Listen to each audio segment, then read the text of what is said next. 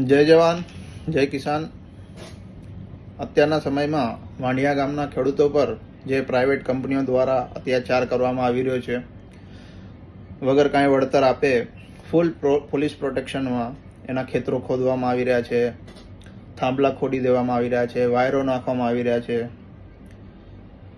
તો સમય આવી ગયો છે આપણે બધા ભાઈઓએ, આપણી સમાજે, આપણા ગામે એક થવાનું। આ કંપનીઓ સામે આપણે હકની લડાઈ લડવાનો સમય આવી ગયો છે। મારે નથી આવતું ખેતરમાં, મારે શું કરવા વઢવાનું, એ તો એ સમાજમાં આવે છે, મારે શું કરવા વઢવાનું।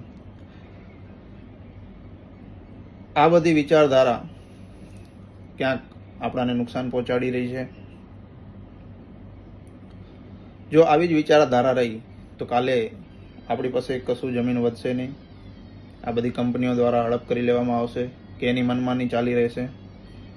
તો અત્યારે સમય આવી ગયો છે આપણે બધા ભાઈ એક સાથે લડી આપણા વડીલોને, આપણી સમાજને, આપણે ગામના વડીલોને સપોર્ટ કરીએ, એને લડવાની તાકાત આપી। આ લોકો દ્વારા જે એ લોકો પર તાનાશાહી કરવામાં આવી રહી છે, એ લોકો પોલિટિક્સની હેલ્પ માંગી રહ્યા છે, કોઈ સપોર્ટ નથી મળતો, બીજે ક્યાં બી જઈ રહ્યા છે, એ લોકો એકલા પડી જઈ રહ્યા છે, એ લોકોને સપોર્ટ નથી મળતો।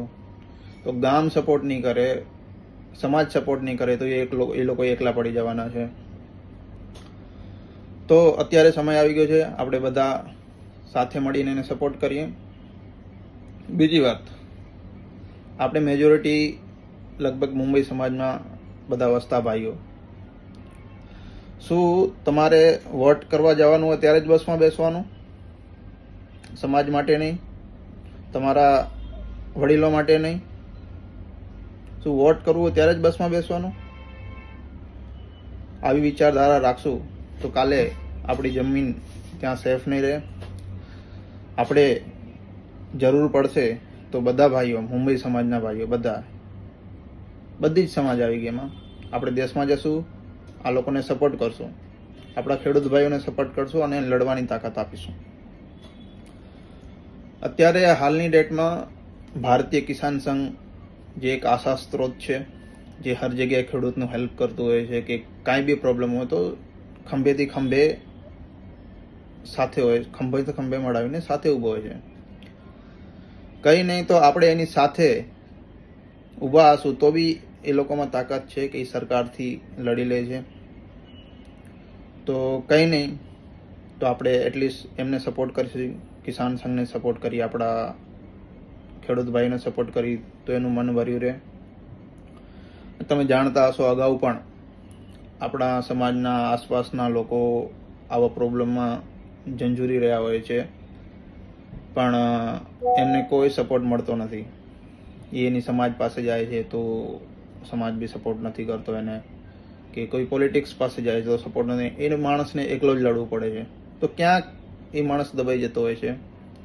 પણ હવે સમય આવી ગયો છે આપણે બધા ભાઈઓ બધાને સપોર્ટ કરી અને આની જે કંપનીઓની તાનાશાહી ચાલી રહી છે એની વિરોધમાં આપણે ઉતરીએ અને બધા ભાઈને સપોર્ટ કરીએ।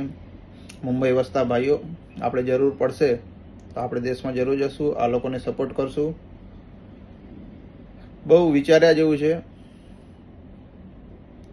2 મિનિટ વિચારજો તમે જ્યાં બી બેઠા હોય કે ભાઈ આપણું ફ્યુચર શું છે। ફ્યુચરમાં આવું જ બધું ચાલવાનું છે। આજે આપણે હેલ્પ કરશું તો કાલે આપણે કોઈ હેલ્પ કરશે। જો આપણે અત્યારે વિચારશું કે મારે શું, તો કાલે એ ભાઈ બી વિચારશે કે મારે શું। આવી વિચારધારા ના રાખી અને આપણે ખેડૂત ભાઈઓને સપોર્ટ કરીએ, એનું મન ભર્યું રાખી અને એને પૂરી વળતર મળે એ માટે આપણું પૂરી તાકાત લગાવીએ। જય હિન્દ।